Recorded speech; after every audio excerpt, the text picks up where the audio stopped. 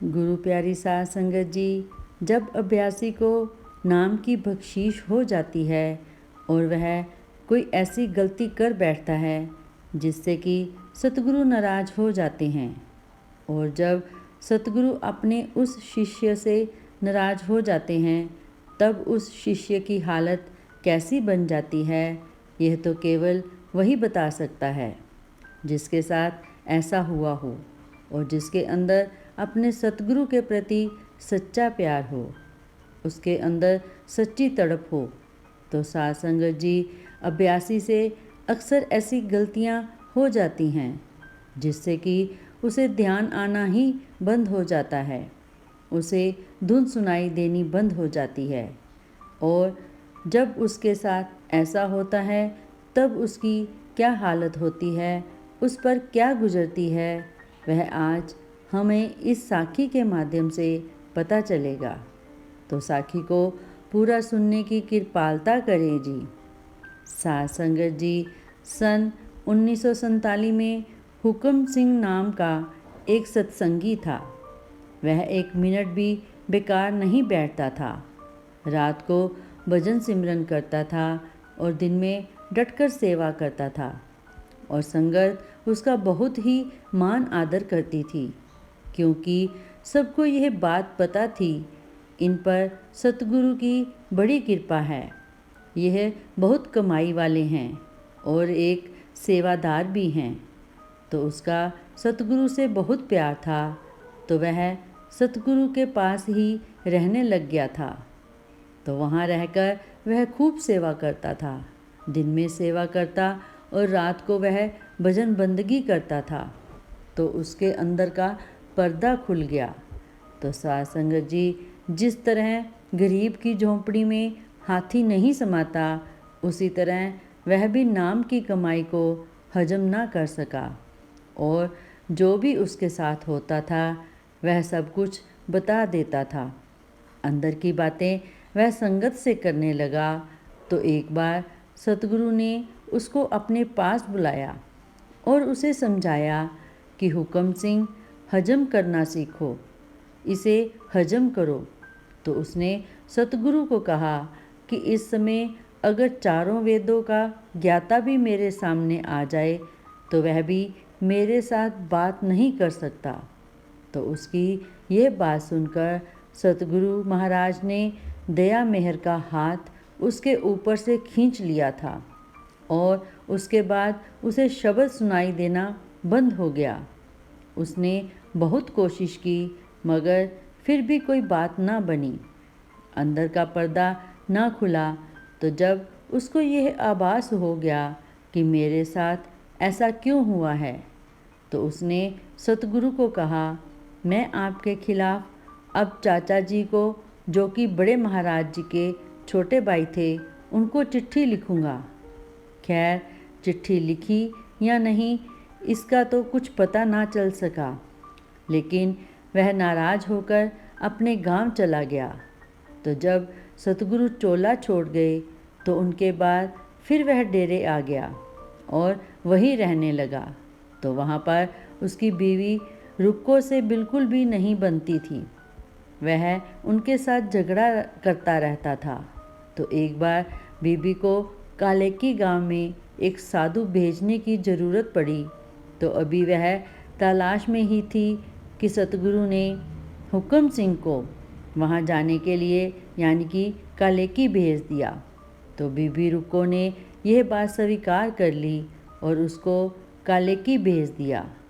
तो वहाँ पर उसके पास कोई सेवा नहीं होती थी, तो वह रस्सियाँ बटने लग जाता। उसके पास हर रोज़ 3 ही काम होते थे। हुक्म के अनुसार बिना नागा भजन सिमरन करना, पोथी पढ़ना और सेवा करना। तो साध संगत जी, भले ही उसका अंदर का पर्दा बंद था, लेकिन उसने फिर भी भजन सिमरन करना बिल्कुल नहीं छोड़ा। वह रोजाना भजन को समय देता था, नाम की कमाई भी करता था। तो आखिर जब वह बीमार हो गया तो सतगुरु ने उसे अपने पास बुला लिया, और उसकी मृत्यु से कुछ दिन पहले सतगुरु को आगरा जाना था। उन्हीं दिनों बीबी रुक्को की सूरत शब्द में लगी हुई थी और आप रोज़ उसकी तरफ भी जाते थे। तो सतगुरु ने सोचा कि बीबी रुक्को की तरफ से होकर हुक्म सिंह की ओर खबर लेने जाऊंगा।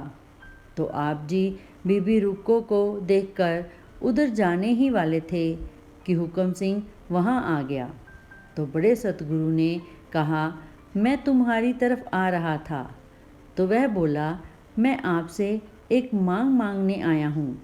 सतगुरु ने कहा कि कहो, तुम्हारी क्या मांग है। उसने कहा कि मुझे अपने चरणों में माथा टेक लेने दो। तो सतगुरु महाराज जी ने कहा कि वह माथा टिकाना पसंद नहीं करते।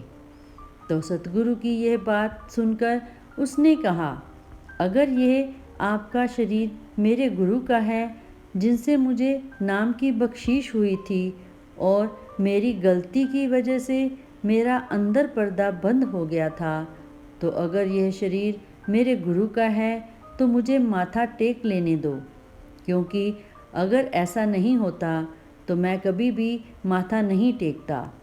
तो साध संगत जी, अब कोई प्रेमी शिष्य क्या यह कह सकता है कि उसका शरीर सतगुरु का नहीं है। तो सतगुरु महाराज जी ने आखिरकार उस समय अपने सतगुरु का ध्यान करके उससे कहा, अच्छा तुम माथा टेक लो। तो जब उसने चरणों पर माथा टेका तो वह उसी वक्त कहने लगा कि मेरी जो 16 वर्षों की कमाई बंद थी वह एकदम खुल गई है, मुझे वापस मिल गई है और मेरी संभाल हो गई है और सतगुरु मुझे लेने आ गए हैं। तो साध संगत जी, मतलब यह है कि कमाई का अहंकार करके आदमी गिर जाता है और अंदर का रास्ता बंद हो जाता है। यही शिष्य की अजमाइश का वक्त होता है। उसको भजन सिमरन बंद नहीं करना चाहिए और ना ही अपने अंदर अभाव लाना चाहिए, क्योंकि उसकी कमाई व्यर्थ नहीं जाती और शरीर छोड़ने के वक्त पूरी पूरी संभाल होती है। तो साध संगत जी, आज की साखी से हमें भी यही प्रेरणा मिलती है कि हमें बिना नागा भजन सिमरन करना चाहिए और नाम की कमाई को हजम करना सीखना चाहिए, क्योंकि ऐसी बहुत सारी बातें संगत में से सामने आती हैं कि जो सत्संगी नाम की कमाई को हजम नहीं कर पाते, सतगुरु अपनी दया मेहर का हाथ उनके ऊपर से खींच लेते हैं। वह हमारे साथ इसलिए करते हैं क्योंकि हम उस कमाई को हजम करने के काबिल ही नहीं होते, और जब हम काबिल हो जाते हैं तो वही कृपा सतगुरु हम पर फिर से कर देते हैं।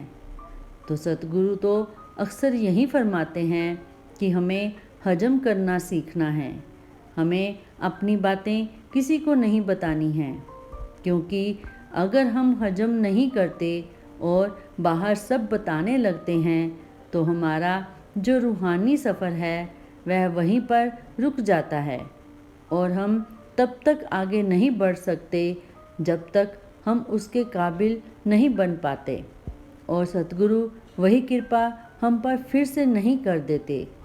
तो साध संगत जी, इसी बीच कुछ अभ्यासी ऐसे हैं जिनके साथ ऐसा हो जाता है, जिन्हें शब्द धुन सुनाई देना बंद हो जाता है, तो वह थक हार कर भजन सिमरन करना ही छोड़ देते हैं।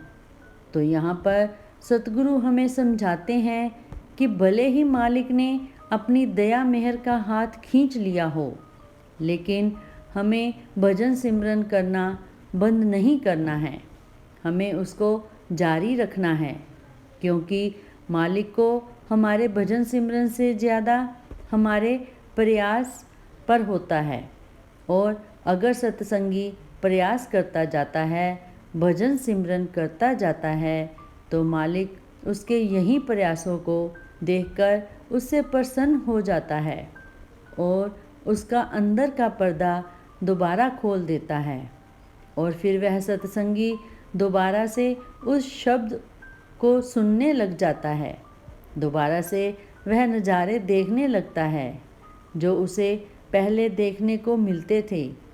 तो साध संगत जी, यहाँ पर संत महात्मा एक बात कहते हैं कि हमें नाम धुन सुनाई दे या ना दे, अंदर कुछ दिखाई दे या ना दिखे, लेकिन हमें उसकी भजन बंदगी में बैठना है, नाम की कमाई करनी है, क्योंकि मालिक हमारे अंदर इसी तड़प को देखकर हम पर ऐसी अपार कृपा कर देता है जिसके काबिल हम कभी होते भी नहीं, फिर भी वो हमारे ऊपर मेहर करता रहता है।